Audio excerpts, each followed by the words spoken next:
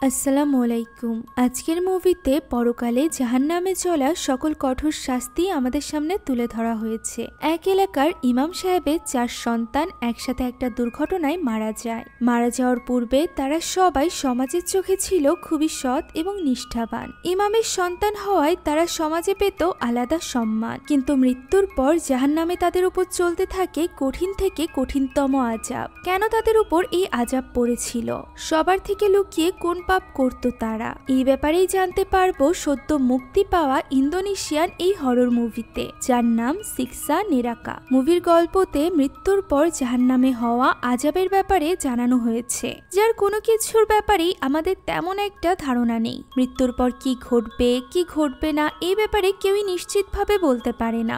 ধারণা করতে পারি কি কি ঘটবে শুধুমাত্র কোরআন এবং হাদিসের আলোকে। তাই আমি এই মুভিতে শুধুমাত্র মুভিতে দেখানো দৃশ্যগুলোই আলোচনা করব। অর্থাৎ এই এক্সপ্লেনেশনে এমন কিছু যদি পান যেটা আপনাদের বিশ্বাসের বাইরে, তাহলে দয়া করে এই ব্যাপারে আমাকে কোনো রকম দায় দিবেন না। এটা শুধুমাত্র মুভিতে দেখানো হয়েছে, এই কারণেই আমি এক্সপ্লেন করছি। আপনারা ইন্দোনেশিয়ান এই ইসলামিক হরর মুভিগুলো খুব পছন্দ করেন, এ কারণেই বহুল বিতর্কিত এই মুভিটাও আমি এক্সপ্লেন করেছি। তো চলুন আর কোনো দেরি না করে সরাসরি চলে যাওয়া যাক কাহিনীতে। গল্পের শুরুতে আমরা একটা মৃত বাড়ির দৃশ্য দেখতে পাই, যেখানে এক যুবতী মেয়ের মৃত্যু হয়েছিল। সেখানে এসেছিল ওস্তাদ জাকির তার পুরো পরিবার নিয়ে। তার পরিবারে ছিল তার স্ত্রী এবং 4 সন্তান, 2 ছেলে এবং 2 মেয়ে। প্রথমে সকলের সাথে কুশল বিনিময় শেষ করে জাকির তার পুরো পরিবার নিয়ে ভেতরে এসে বসে, যেখানে মিস্টার হাজি নামক এক লোকের বড় নাতনি জেহরার মৃত্যু হয়েছিল। বড়রা তো দোয়া কালামে ব্যস্ত ছিল, অন্যদিকে ছোট 4 ভাই বোন এটা নিয়ে আলোচনা করছিল যে জেহরা বেহেশতে যাবে নাকি দোজখে। তখনই তাদের বড় ভাই সালে বলে ওঠে, এমনও হতে পারে এতক্ষণে জেহরা দোজখে গিয়ে শাস্তি ভোগ করছে। এই ছোট্ট কথাটি ছোট্ট তিয়াসের মনে অনেক প্রভাব ফেলে। সে এটা নিয়ে ভাবছিল, ঠিক তখনই পিছ থেকে কারোর এক সাহায্যের আকুতির আওয়াজ সে শুনতে পায়। কোনো কিছু না ভেবে সে পেছনে থাকা অন্ধকার ঘরে চলে যায়। চিৎকার এবং কান্নার আওয়াজ অনুসরণ করে সে ওই ঘর পেরিয়ে আরো একটি অন্ধকার ঘরে চলে যায়, যেখানে দরজা খুলতেই সে দেখতে পায় যুবতী এক মেয়েকে দেওয়ালের সাথে আটকে রেখে খুব নির্মম ভাবে শাস্তি দেওয়া হচ্ছে। মেয়েটি তিয়াসের দিকে ঘুরে তাকাতেই তিয়াস প্রচন্ড ভয় পেয়ে যায়। আমরাও বুঝতে পারি যে এই মেয়েটি আর কেউ নয়, বরং এখানে যে মেয়েটির দোয়া অনুষ্ঠান হচ্ছে, অর্থাৎ এই বাড়িতে যে মেয়েটি মারা গিয়েছে তারই রূহ ছিল। তিয়াসও এই ব্যাপারটাই জোরে গিয়ে চিৎকার করে সবার সামনে বলে যে জাহরাকে দোজখে শাস্তি দেওয়া হচ্ছে, যা সে নিজ চোখে দেখেছে। তিয়াসের এমন কথাতে পরিবেশ যেমন থমথমে হয়ে যায়, ঠিক তেমনই ওস্তাদ জাকির অর্থাৎ তিয়াসের বাবা বেশ লজ্জায় পড়ে যায়। এরপর আমাদেরকে পবিত্র আল কোরআনের কিছু আয়াত দেখানো হয়, যার মাধ্যমে আমাদেরকে জানানো হয় জাহান্নামে জাহান্নামীদের কিভাবে শাস্তি দেওয়া হবে। আমরা দেখতে পাই ওই দিন ওস্তাদ জাকির মসজিদে বসে এই ব্যাপারগুলো নিয়ে আলোচনা করছিল। আলোচনা শেষ করে সে তার বড় ছেলে সালেকে বলে মাগরিবের আজান দিতে, আর এরপর নামাজ শেষে সবাই চলে যায় যে যার বাড়িতে। ওস্তাদ জাকিরও তার 4 ছেলে মেয়েকে নিয়ে বাড়িতে ফিরে আসে। বাড়িতে ফিরতেই তার স্ত্রী জানায় পাশের গ্রাম থেকে কয়েকজন লোক এসে তাকে ডেকে গিয়েছে, কেউ একজন বিপদে আছে, তার রুকিয়া করতে হবে। একথা শোনা মাত্রই ওস্তাদ জাকির তার স্ত্রীর সাথে তখনই বেরিয়ে যায় পাশের গ্রামের উদ্দেশ্যে। 4 ছোট ছোট ছেলে মেয়ে একা একা থেকে যায় বাড়িতে।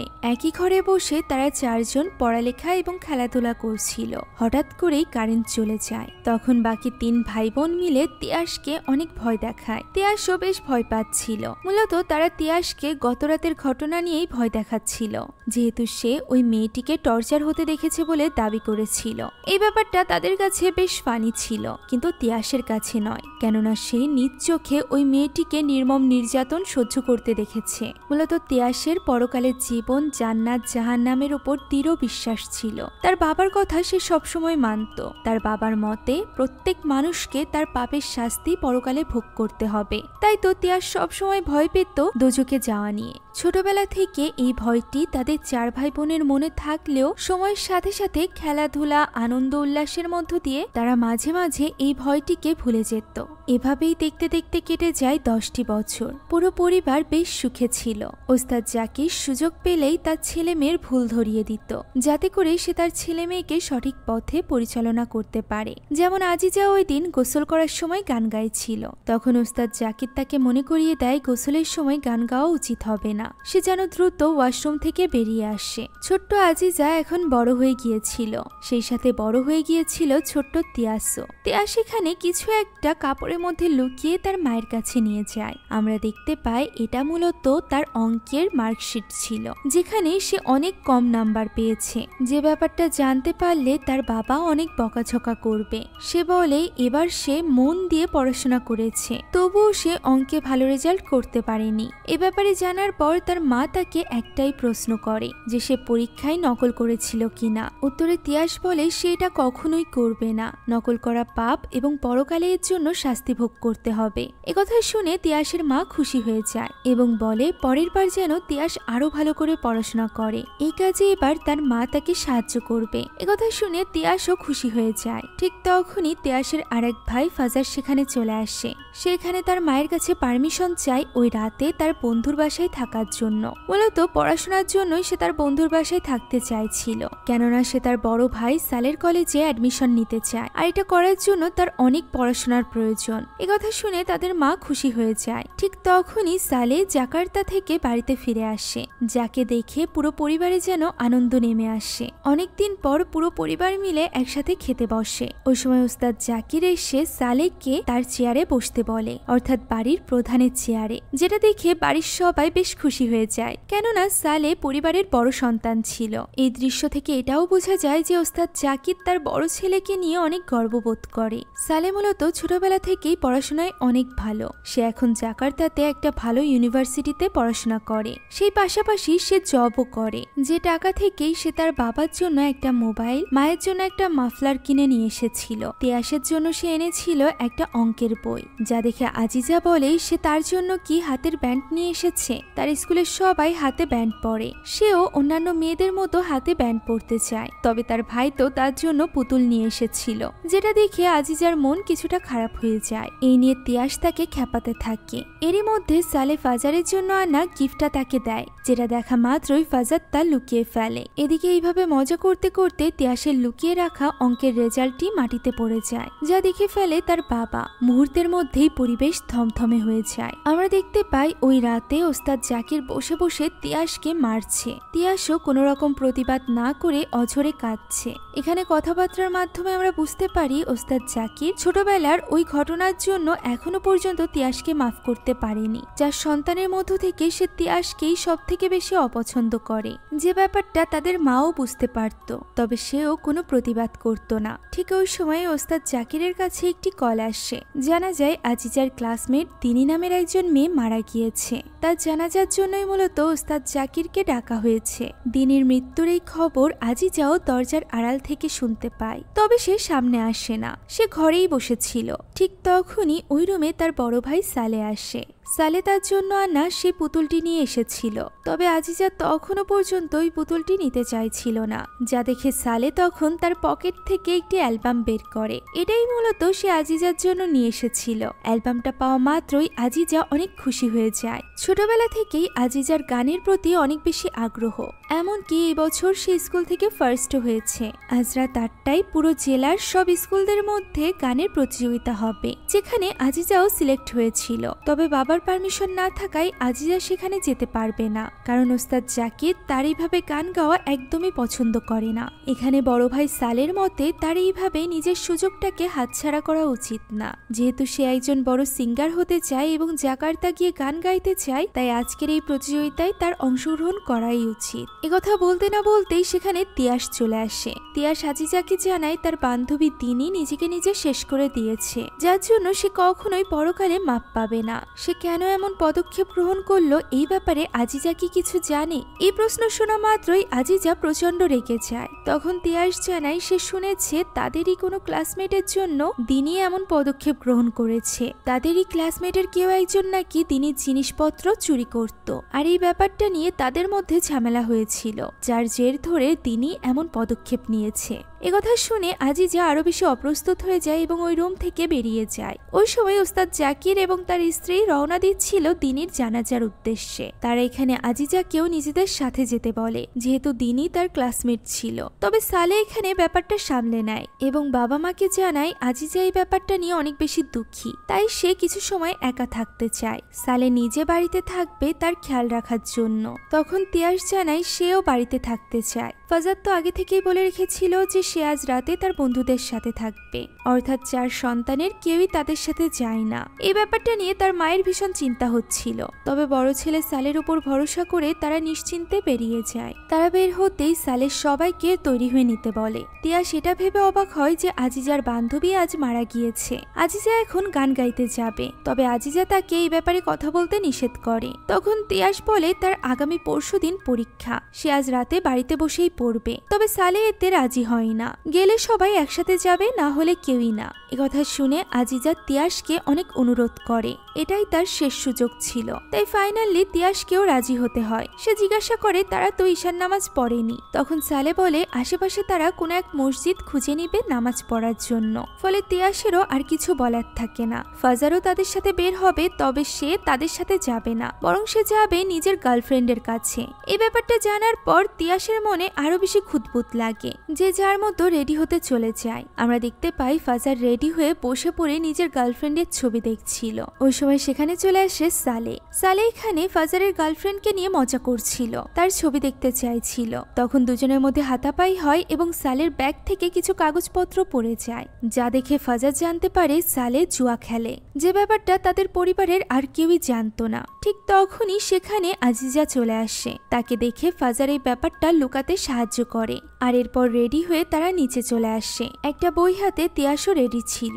তিয়াস সবাইকে রাতে খাবারের কথা মনে করিয়ে দেয়। তবে সালের হাতে এখন আর সময় ছিল না। তার মতে তারা বাইরে কোথাও খেয়ে নিবে, কিন্তু তিয়াসের মনে আছে মা বাইরে যাওয়ার আগে তাদেরকে বারবার বলেছিল সময় মতো বাড়ির খাবার খেয়ে নিতে, যা সে তৈরি করে টেবিলের উপর রেখে গিয়েছে। তাই তিয়াস আর দেরি না করে একটি প্লেটে দ্রুত খাবার নিয়ে বসে পড়ে। তবে সকলের তাড়াহুড়াতে সে খাবার শেষ করতে পারে না, তার আগেই তাদের সাথে বেরিয়ে যেতে হয়। এদিকে দিনের লাশকে তখন কাফনের কাপড় পরানো হচ্ছিল।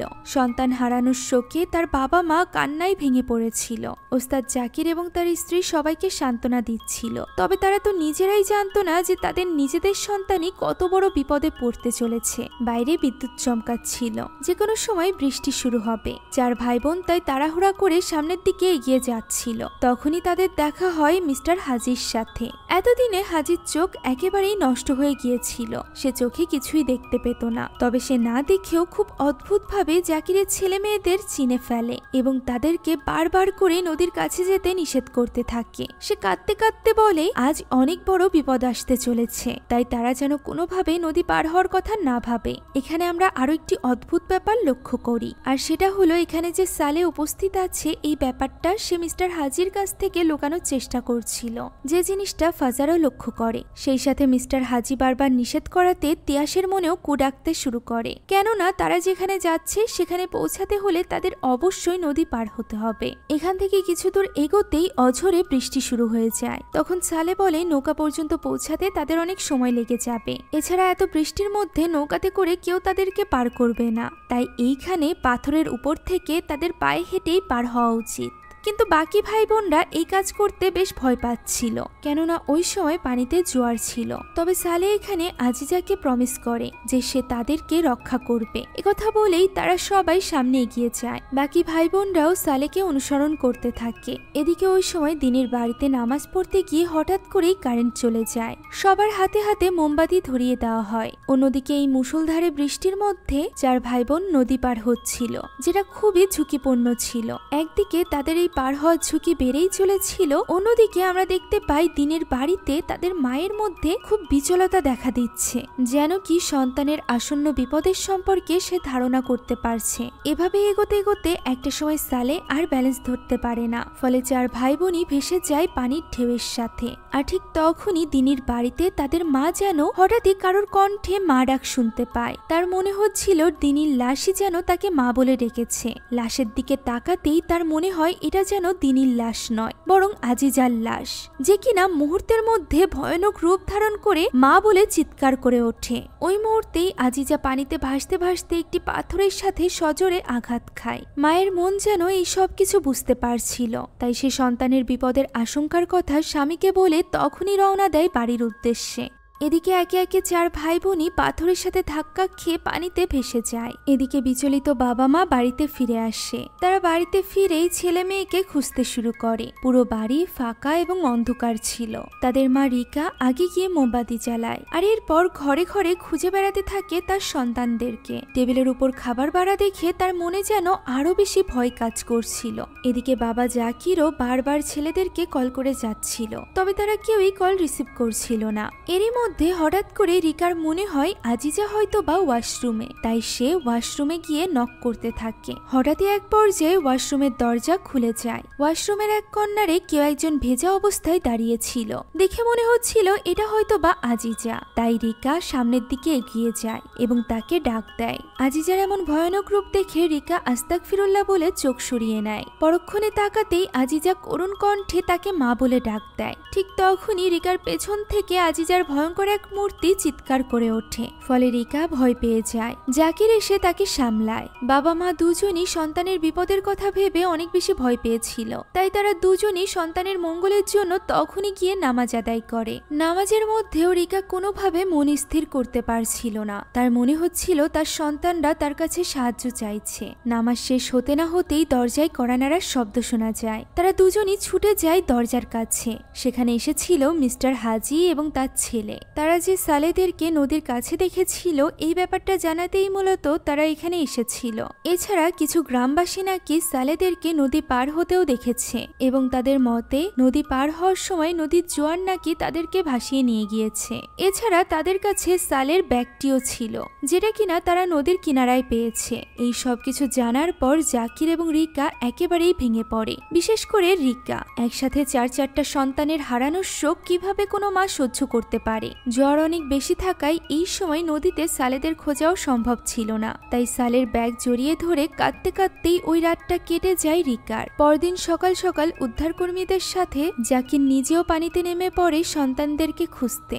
এত বড় জায়গায় সারাদিন ধরে খোঁজার পরও তাদেরকে পাওয়া যায় না। এদিকে বেচারি রিকার আল্লাহর কাছে সাহায্য চাওয়া ছাড়া আর কোনো উপায় ছিল না। এদিকে এইভাবেই খুঁজতে খুঁজতে রাত নেমে আসে। রাতের অন্ধকারে সালের লাশ খুঁজে পাওয়া যায়। বড় সন্তানের লাশ দেখে কান্নায় ভেঙে পড়ে জাকির। অন্যদিকে সালের জ্ঞান ফেরে পরলোকে। সে কোনো এক অন্ধকার গুহায় ছিল, যেখানে সে কোনো কিছুই দেখতে পারছিল না। ভাই বোনদের নাম ধরে ডাকতে ডাকতে পাশের একটা শিকল হাতাতেই সে সেখানে কাউকে বাধা অবস্থায় দেখতে পায়, যা দেখে সে প্রচন্ড ভয় পেয়ে যায়। 1-2 নয়, এই গুহায় অসংখ্য মানুষ বাধা অবস্থায় ছিল। কোনো মতে ওই গুহা থেকে বের হয়ে আসতেই সালে বুঝতে পারে সে অন্য কোথাও নয় বরং জাহান্নামে আছে। জাহান্নামের আগুন তার সামনে দাউ দাউ করে জ্বলছিল। অসংখ্য রূহকে শাস্তি দেওয়া হচ্ছিল। তখনই কেউ একজন এসে সালেকেও শেকল পরিয়ে দেয়, আর এরপর তার পাশে থাকা একজন লোককে টেনে নিয়ে যায় শাস্তি দিতে। তাকে সামনের একটা পাথরের ওপর মাথা রেখে তার মাথার উপর ফুটন্ত আগুন ঢেলে দেয়, কেননা ওই লোকটি জীবিত থাকা অবস্থায় শিরক করেছিল। এমন দৃশ্য দেখে সালে অনেক ভয় পেয়ে যায়। তখনই আরেকজন লোক তার কাছে আসে এবং তার শেকল খুলে তাকে টেনে নিয়ে যেতে শুরু করে শাস্তি দেওয়ার জন্য। সালে বারবার তার কাছে ক্ষমা চাইতে থাকে, ইয়া মাবুদ বলে চিৎকার করতে থাকে। তবে এতে কোনো লাভ হয় না। লোকটি তাকে নিয়ে শেকলে বেঁধে ফেলে, আর এরপর তার জিহবা টেনে ধরে তা কেটে দেয়। আমরা জানতে পারি এই শাস্তি তাকে কেন দেওয়া হয়েছিল। একবার তার মা তার কাছে এসে জিজ্ঞাসা করেছিল সে নামাজ পড়েছে কিনা। তখন সে ফোনে গেম খেলায় ব্যস্ত ছিল, যে কারণে সালে তখন মিথ্যা কথা বলে যে সে নামাজ আদায় করে নিয়েছে। তার মা বারবার জিজ্ঞাসা করতে থাকে সে কি সত্যি কথা বলছে হচ্ছে, কারণ গেম তো পরেও খেলা যাবে, কিন্তু ওয়াক্ত থাকতে নামাজ পড়া দরকার। তবে সালে এই কথায় খুব একটা গুরুত্ব দেয় না। সে বারবার তার মাকে মিথ্যা বলতে থাকে, যার জন্য আজ তাকে এই শাস্তি পেতে হচ্ছে। বারবার তার জিহ্বা পুনর্গঠন করছে এবং বারবারই তা কেটে দেওয়া হচ্ছে। এদিকে তার লাশ জড়িয়ে ধরে কাঁদছে তার বাবা। এরই মধ্যে হঠাৎ করে জাকির অন্য কারো চিৎকার শুনতে পায়। এগিয়ে গেলেই দেখতে পায় সেখানে পড়ে আছে তার আরেক ছেলের লাশ, অর্থাৎ ফাজারও মারা গিয়েছে। দুই সন্তানের লাশ নিয়ে ফিরে আসে জাকির। এমন পরিস্থিতিতে রিকাকে সামলানো সহজ ছিল না, তবুও তাদের কোনো মতে সামলে জাকির নিজ হাতে তার সন্তানদেরকে গোসল করায়। ফাজারকে গোসল করানোর সময় আমরা দেখতে পাই পরকালে ফাজারের সাথে কি হচ্ছে। সেও জাহান্নামেই ছিল, যেখানে তাকেও দেওয়া হচ্ছিল কঠোর সাজা। বারবার তার চোখ তুলে নেওয়া হচ্ছিল। এমন সময় সালেকে টেনে এনে ফেলে রাখা হয় তার সামনে। সালে নিজের ভাইকে দেখে চিনে ফেলে। সে তার ভাইকে সাহায্য করতে আসে। ঠিক তখনই আমরা ফাজারকে দেওয়া এই শাস্তির কারণ জানতে পারি। অতীতের একটা দৃশ্যে আমরা ফাজার এবং সালেকে দেখতে পাই, যেখানে সালে নিজ হাতে তার ভাইয়ের জন্য খারাপ জায়গার টিকিট এনে দিয়েছিল। প্রথমে তো ফাজার ভয় পাচ্ছিল যে সে সেখানে যাবে না, তবে সালের উস্কানিতে সে রাজি হয়ে যায়। আর এর শাস্তি সালেও পরকালে পাচ্ছিল। এদিকে আসল দুনিয়াতে তাদের লাশকে কাফনের কাপড় পরানো হচ্ছিল। এরই মধ্যে কবরস্থান থেকে একজন লোক আসে এবং জাকিরকে জানায় যে কবরস্থানে পানি উঠেছে, সেই সাথে সেখানে কোনো লাইটের ব্যবস্থাও নেই। তাই আজ রাতে কোনোভাবেই দাফন করা সম্ভব নয়। সময় মতো দাফন করা না হলে যেমন লাশের কষ্ট হয়, ঠিক তেমনই রুহুরও কষ্ট হয়। আর এটা মনে করেই রিকা চলে যায় ফাজারের ঘরে। সে ফাজারের জিনিসপত্র দেখছিল। সেখানে সে ফাজারের গার্লফ্রেন্ডের ছবি দেখতে পায়। শুধুমাত্র তাই নয়, এই সকল ছবিতে ফাজার তার গার্লফ্রেন্ডের সাথে বেশ ঘনিষ্ঠ ছিল। এর সাথে টেবিলের ড্রয়ারে সে আরো কিছু জিনিস পায়, যা থেকে প্রমাণিত হয় ফাজার জিনার কাজে জড়িত ছিল। এই সব কিছু দেখে রিকার অনেক খারাপ লাগে, তাই সে বাইরে বের হয়ে আসে। ঠিক তখনই সে ফাজারের লাশের কাছে অল্প বয়সী একটা মেয়েকে অঝরে কাঁদতে দেখতে পায়। তখন প্রতিবেশীদের কথা থেকে সে বুঝতে পারে এই মেয়েটি মূলত ফাজারের নতুন গার্লফ্রেন্ড ছিল। এমনিতে ফাজারের চরিত্র খুব একটা ভালো ছিল না। এছাড়া সে মসজিদের বক্স থেকে টাকা চুরি করত, যাতে করে গার্লফ্রেন্ডের পেছনে টাকা উড়াতে পারে। সদ্য মৃত সন্তানের ব্যাপারে এমন কথা শুনে রিকার অনেক বেশি খারাপ লাগে। ঠিক তখনই তার যেন মনে হয় ফাজার জীবিত আছে, ফাজার যেন নিঃশ্বাস নিচ্ছে। তাই সে ফাজারের লাশের দিকে এগিয়ে যায় এবং তাকে ডাকতে থাকে। ওই সময় কোনো মতে জাকির এসে তাকে সামলে নেয়। অন্যদিকে পরকালে ফাজার এবং সালেকে তাদের করা পাপের কঠিন শাস্তি ভোগ করতে হচ্ছিল। প্রথমে তো ফাজারকে উপর থেকে নিচে ফেলে দেওয়া হয়, যার ফলে তার শরীরের প্রত্যেকটা হাড় ভেঙে যায়। আর এরপর সেগুলো আবারও ঠিক হয়ে যায়। এদিকে এরই মধ্যে সালেকে ফেলে দেওয়া হয় আগুনের নদীতে, যেখান থেকে তার পুরো শরীর ঝলসে গেলেও তার আত্মা তো মরে না, যে কারণে সে আবারও চলে আসে কিনারাতে। আবারও তার শরীর পুনর্গঠন হয়। তখনই কেউ একজন এসে তার মুখের উপর বাড়ি মেরে তার মুখের এক অংশ পুরোপুরি নষ্ট করে দেয়। এদিকে ফাজারকে জোর করে খাওয়ানো হচ্ছিল মানুষের কাঁচা মাংস। এদিকে আসল পৃথিবীতে তাদের লাশ কেউ কবর দেওয়া সম্ভব হচ্ছিল না। আর এই ব্যাপারটা নিয়ে জাকির অনেক বেশি কষ্ট পাচ্ছিল। এরই মধ্যে তাদের কাছে একটা সুসংবাদ আসে। তাদের একজন মেয়েকে খুঁজে পাওয়া গিয়েছে, তাও আবার জীবিত। সে এখন হসপিটালে আছে। যে কথা শুনে আর কোনো কিছু না ভেবে জাকির এবং রিকা তখনই রওনা দেয় হসপিটালের উদ্দেশ্যে। আমরা দেখতে পাই তিয়াস মূলত বেঁচে গিয়েছিল, তবে এখনো পর্যন্ত কোনো কিছু নিশ্চিতভাবে বলা যাচ্ছিল না, কেননা তার অবস্থা অনেক খারাপ ছিল।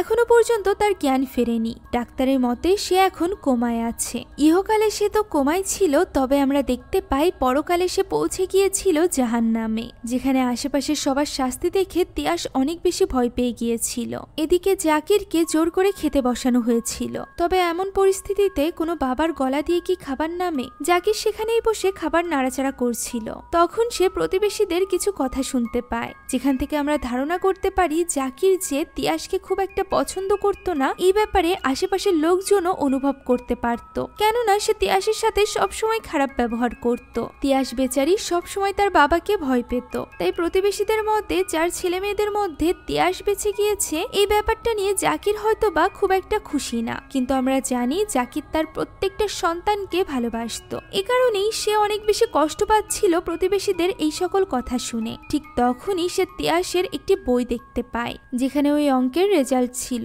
আর তার পরের পাতায় লেখা ছিল, বাবা আমার উপর কঠোর, কারণ সে জানে আমি অনেক স্ট্রং। তার এই বিশ্বাস আমি যেন ধরে রাখতে পারি। এই ছোট্ট লেখাটুকু পড়ে ওস্তাদ জাকিরের ওই দিনের কথা মনে পড়ে যায় 10 বছর আগে যেদিন তিয়াস ওই ভয়ঙ্কর দৃশ্য দেখেছিল। ওই দিন সে তিয়াসকে বাড়িতে এসে অনেক বুঝিয়েছিল যে সে যেন এই সকল ভয়ঙ্কর জিনিসে ভয় না পায়, বরং মহান আল্লাহ তাআলাকে ভয় পায়। মূলত ওস্তাদ জাকিরের মতে তিয়াস হলো তার সব থেকে বোকা সন্তান। সে নিজে মানুষের রুকিয়া করে বেড়ায়, তাই তার সন্তান এই সকল অদ্ভুত জিনিস দেখতে পায়। এই ব্যাপারটা যদি বাইরে জানাজানি হয় তাহলে তার অনেক বদনামি হবে। এই বদনামির ভয়েই মূলত ছোটবেলা থেকেই সে সহজ সরল তিয়াসের উপর এমন কঠোর ব্যবহার করত, যা নিয়ে এখন তার আফসোস হচ্ছিল। অন্যদিকে রিকা তখনও পর্যন্ত তিয়াসের কাছেই বসেছিল তার জ্ঞান ফেরার আশায়। এদিকে বাড়িতে ওস্তাদ জাকিরকে মিস্টার হাজি ডাক দেয়। সে কিভাবে জাকিরকে এই ব্যাপারে জানাবে তাই বুঝতে পারছিল না। জাকির তখন তাকে সরাসরি বলতে বলে। তখন সে সালের ব্যাপারে তাকে জানায় যে সালে অনেকদিন আগে তার কাছ থেকে কয়েক লক্ষ টাকা নিয়েছিল, এই আশা দিয়ে যে সে তার নামে একটি ইন্স্যুরেন্স করবে, যার সাহায্যে পরবর্তীতে মিস্টার হাজির চোখের অপারেশনের সময় খরচ কম লাগবে। সে অনেক আগেই ওস্তাদ জাকিরকে এই ব্যাপারে বলতে চেয়েছিল, তবে সে ভেবেছিল হয়তোবা তার হাতে অনেক সময় আছে, এই কারণে সে এতদিন বলেনি। কিন্তু এখন দেখা যাচ্ছে তার হাতে সময় থাকলেও সালের হাতে তো সময়ই ছিল না। এই কারণেই মূলত সেদিন সালে এইভাবে লুকিয়ে বেড়াচ্ছিল। সে মিস্টার হাজির টাকা নষ্ট করে ফেলেছিল, হয়তোবা জুয়া খেলতে চেয়ে, যে ব্যাপারটা তার পরিবারের কেউই জানতো না। যে ছেলেকে নিয়ে এত গর্ব ছিল, সেই ছেলের ব্যাপারে এমন সত্য জেনে জাকিরের চোখেও পানি চলে আসে। সে ঘরে যায় এবং সালের ওই ব্যাগটি চেক করে, যেখানে সে মিস্টার হাজির সকল কাগজপত্র পেয়ে যায়। সেই সাথে মিস্টার হাজির চিঠিও ছিল, সেই সাথে ছিল ব্যাংক থেকে টাকা ওঠানোর অনেকগুলো স্লিপ। এই টাকা থেকেই মূলত সে তার বাবা মাকে খুশি করার জন্য টাকা দিয়েছিল। বাবা মায়ের নজরে সে একজন আদর্শ ছেলে ছিল, বাবা মা তাকে নিয়ে গর্ব করত, কিন্তু আসলে সে এত গর্বের যোগ্য ছিল না। এই ব্যাপারটা উপলব্ধি করতে পেরে এই মুহূর্তে জাকিরের অনেক খারাপ লাগছিল। অন্যদিকে ঠিক ওই সময় সালে তার উপযুক্ত শাস্তি পাচ্ছিল। এখানে কিছু কিছু শাস্তির দৃশ্য এতটা জঘন্যভাবে দেখানো হয়েছে যে আমি চাইলেও স্ক্রিনে আপনাদেরকে দেখাতে পারবো না, তাই ওইগুলো আমি বাদ দিচ্ছি। এদিকে আসল দুনিয়াতে রিকা তখনও পর্যন্ত তিয়াসের পাশেই বসেছিল। সে তিয়াসকে অনুরোধ করে বলছিল সে যেন তাদেরকে ছেড়ে না যায়, সে এখানেই তার জন্য অপেক্ষা করবে। আমরা তখন তিয়াসকে দেখতে পাই যে কিনা জাহান্নামে তার ভাই বোনদের খুঁজে বেড়াচ্ছিল। তার সামনেই ফাজারকে খুব ভয়ানকভাবে শাস্তি দেওয়া হচ্ছিল, যা দেখে সে মোটেও সহ্য করতে পারছিল না। ঠিক তখনই সে লক্ষ্য করে আজিজা হেঁটে যাচ্ছে, তাই সে আজিজার পিছু করতে শুরু করে। এদিকে আসল দুনিয়াতে তখন দিনের আলো ফুটে গিয়েছিল। জাকির আবার ওই নদীর কাছে এসেছিল তার শেষ সন্তানকে খুঁজে পাওয়ার আশায়, অর্থাৎ আজিজাকে। সে সেখানেই বসে কাঁদছিল। এরই মধ্যে সে দূরে আজিজার লাশ দেখতে পায় এবং সেদিকে ছুটে যায়, এই আশা মনে নিয়ে যে হয়তোবা আজিজা বেঁচে আছে। কিন্তু আজিজাও মারা গিয়েছিল, যা দেখে ফাজার পুরোপুরিভাবে ভেঙে পড়েছিল। সে আজিজাকে কোলে করে নিয়ে বাড়িতে আসে। সাহায্য করতে আসা কোনো পরপুরুষকে সে তার মেয়েকে ছুতেও দেয় না। আজিজার গোসলের ব্যবস্থা করা হয়। এদিকে আজিজাকে পাওয়া গিয়েছে একথা শুনে রিকা আর কোনো রকম দেরি না করে তখনই বাড়িতে ছুটে আসে। বাড়িতে ছুটে এসে সে দেখতে পায় জাকির বসে আছে। সে জাকিরকে খুব আশা মনে নিয়ে জিজ্ঞাসা করে আজিজা কোথায়। জাকির এই প্রশ্নের কোনো উত্তর দিতে পারে না। তার চোখের ইশারায় এইটুকু বোঝা যায় যে আজিজাকে গোসল করানো হচ্ছে। এটা বুঝতে পারার পর রিকা আর কোনোভাবেই নিজেকে আটকে রাখতে পারে না। আদরের মেয়েটিকে এইভাবে শুয়ে থাকতে দেখে তার মন যেন কোনোভাবেই মানছিল না। সে তার মেয়েকে দেখছিল। এরই মধ্যে পরকালে আমরা দেখতে পাই তিয়াস তখনও আজিজাকেই খুঁজে বেড়াচ্ছে।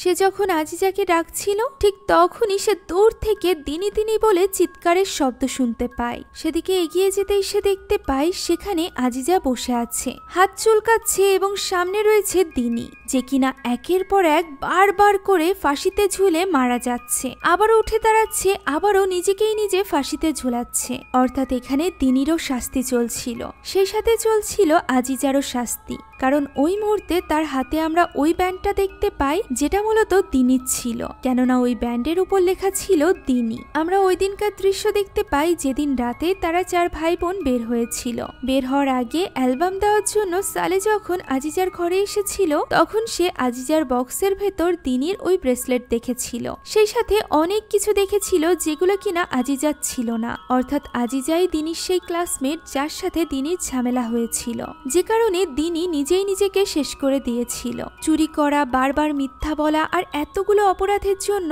পরকালে আজিজাকেও কঠোর শাস্তি ভোগ করতে হচ্ছিল, যেগুলো স্বচক্ষে দেখছিল তিয়াস। তবে সে নিজের বোনকে বাঁচানোর জন্য কিছু করতেও পারছিল না। এদিকে ইহকালে কষ্ট পাচ্ছিল তাদের বাবা মা। মারিকা তো এখনো পর্যন্ত দোয়া করছিল যে আল্লাহ যেন তার সন্তানদেরকে ফিরিয়ে দেয়, এর বদলে তিনি যেন রিকাকেই নিয়ে নেয়, কেননা তার মধ্যে তার সন্তানরা এখনো পর্যন্ত প্রস্তুত ছিল না। তখন ওস্তাদ জাকির বলে ওঠে সে একজন ভালো পিতা হতে পারেনি, সে তার সন্তানদেরকে ভালো শিক্ষা দিতে পারেনি, আর এর জন্য সে মহান আল্লাহ তাআলার কাছে ক্ষমা চাইতে থাকে। স্বামী স্ত্রী দুজনই কান্নায় ভেঙে পড়ে। এখন পালা এসে গিয়েছিল 3 ভাই বোনের জানাজার নামাজ পড়ার। যে ইমাম এখন পর্যন্ত এই গ্রাম এবং আশেপাশের অনেক গ্রামের মানুষের জানাজার নামাজ পড়ে আসছে, সেই ইমাম এখন নিজেরই সন্তানের জানাজার নামাজ পড়তে পারছিল না। এতটাই ভেঙে পড়েছিল ওস্তাদ জাকির। তাই মিস্টার হাজি এবার সকলের সামনে এসে 3 ভাই বোনের জানাজার নামাজ আদায় করে, আর এরপর তাদেরকে নিয়ে যাওয়া হয় গোরস্থানে। একে একে 3 সন্তানকে কবরে নামিয়ে তাদের কানের কাছে কালেমা পড়তে থাকে ওস্তাদ জাকির। অন্যদিকে পরকালে তার প্রত্যেকটা সন্তান কঠিন শাস্তির মধ্য দিয়ে যাচ্ছিল। এই মুহূর্তে দোয়া করা ছাড়া তাদের আর কোনো উপায়ও ছিল না। এদিকে তিয়াস তখনও পর্যন্ত জাহান্নামেই ঘুরে বেড়াচ্ছিল তার ভাই বোনদের খোঁজে। সে দেখতে পায় তার ভাই বোনদের সব এক স্থানে রেখে চরম শাস্তি দেওয়া হচ্ছে, তাই সে দৌড়ে এসে তাদেরকে আটকানোর চেষ্টা করে। ঠিক তখনই সে দেখতে পায় সালেকে আর কেউ নয়, বরং সালের মতো দেখতেই কেউ একজন শাস্তি দিচ্ছে। ফাজারকেও ফাজারের মতো দেখতে কেউ একজন শাস্তি দিচ্ছে, সেই সাথে আজিজাকেও শাস্তি দিচ্ছে আজিজার মতোই দেখতে কেউ একজন। যা দেখে তিয়াস বুঝতে পারে তার বাবা ঠিকই বলতো, পরকালে মানুষেরা শাস্তি পাবে তাদের নিজেরই কৃতকর্মের জন্য, আর ঠিক সেইভাবেই তার ভাই বোনদের করা পাপের কারণেই আজ তারা শাস্তি পাচ্ছে। ঠিক তখনই কেউ একজন এসে তার কাঁধে হাত রাখে। মাথার কাপড় সরাতেই দেখা যায় সে তো হুবহু তিয়াসের মতো দেখতে, তবে বাকি ভাই বোনদের মতো সে ভয়ানক দেখতে নয়। তখন সে তিয়াসকে বলে তার জায়গা এটি নয়, অর্থাৎ তিয়াসের জায়গা জাহান্নাম নয়, এখনো পর্যন্ত সময় আসেনি। যা শুনে তিয়াস অবাক হয়ে যায়। তখনই আমরা অতীতের একটা দৃশ্য দেখতে পাই। 10 বছর আগে যেদিন ওই দুর্ঘটনাটি ঘটেছিল, যেদিন তিয়াসের বাবা তাকে বোকা বলেছিল। তিয়াসের মা তাকে ঘুম পাড়াতে আসলে তিয়াস তাকে জিজ্ঞাসা করে যে বোকা মানুষেরা কি জাহান্নামে যায়? উত্তরে তিয়াসের মা বলে যে বোকা তো সে নয় যে পরীক্ষায় কম নাম্বার পায়, বরং বোকা সে যে কিনা নিজের বুদ্ধি খারাপ কাজে ব্যবহার করে। এই কথা শুনে ছোট্ট তিয়াস মুনাজাত করে মহান আল্লাহ তাআলার কাছে দোয়া করে যে মহান আল্লাহ তাআলা যেন তাকে এতটুকু সময় দেয় যাতে করে সে তার মা বাবার কাছে প্রমাণ করতে পারে যে সে বুদ্ধিমতী। ওই মুহূর্তে আমাদেরকে তিয়াসের কিছু ভালো ভালো কাজের ঝলক দেখানো হয়, যেখান থেকে আমরা জানতে পারি ছোটবেলা থেকে তিয়াস কতটা দয়ালু ছিল। সেই সাথে সে সবার সব সময় উপকার করেছে, নামাজও কাজা করেনি, আর এই কারণেই হয়তো বা মহান আল্লাহ তাআলা তার ওই দিনকার মুনাজাত গ্রহণ করেছে, তাকে আরো কিছু সময় দিয়েছে নিজেকে প্রমাণ করার জন্য। সেই সাথে তার বাবাকেও উপলব্ধি করিয়েছে যে সে কতটা ভুল ছিল। এখন পালা এসে গিয়েছিল তিয়াসের রূহকে পৃথিবীতে ফেরত পাঠানোর, আর এই কারণে তিয়াস শেষবারের মতো তার ভাই বোনকে জড়িয়ে ধরে এবং সেখানেই তাদের সাথে কাঁদতে থাকে। ঠিক তখনই কেউ একজন এসে জোর করে তাকে নিয়ে আসে। ঠিক তখনই আসল দুনিয়াতেও তিয়াসের জ্ঞান ফিরে আসে। সে কোমা থেকে বেরিয়ে এসেছিল সুস্থ সবল এবং জীবিতভাবে। ওস্তাদ জাকির এবং রিকার 4 সন্তানের মধ্য থেকে একমাত্র সেই এখন জীবিত ছিল। কোনো বাবা মায়ের জন্য এত অল্প বয়সে সন্তানদের হারানোর কষ্ট সহ্য করা কোনো সহজ ব্যাপার নয়। সালে, ফাজার এবং আজিজাকে হারানোর পর জাকির এবং রিকার জন্য এই দুনিয়ায় যেন জাহান্নামে পরিণত হয়েছিল। তবে এখন তাদের বাঁচার একমাত্র অবলম্বন ছিল তিয়াস। জাকির নিজের ভুল বুঝতে পেরেছিল এবং এখন সে তিয়াসের জন্য একজন ভালো বাবায় পরিণত হয়েছিল। সে তিয়াসকে সঠিক শিক্ষায় বড় করছিল।